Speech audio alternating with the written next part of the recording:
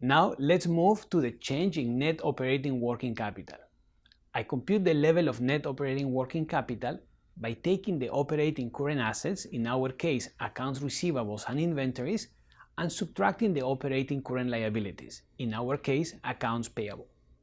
I start by getting these line items for 2017 from the balance sheet. Now I will estimate net operating working capital in 2018, starting with accounts receivables. To estimate accounts receivables, I multiply the accounts receivable days on hand ratio by daily sales. That is the total sales divided by 365. I do this also for the other years. I follow a similar process for inventories. I multiply the inventories days on hand number by the daily COGS, that is COGS over 365.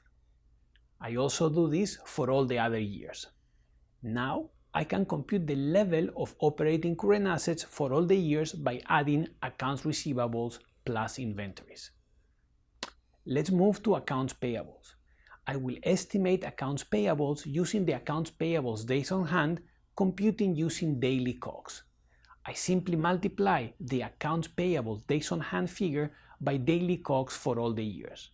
Since this is the only operating current liability of Manoa, I will also enter accounts payables in the line for operating current liabilities.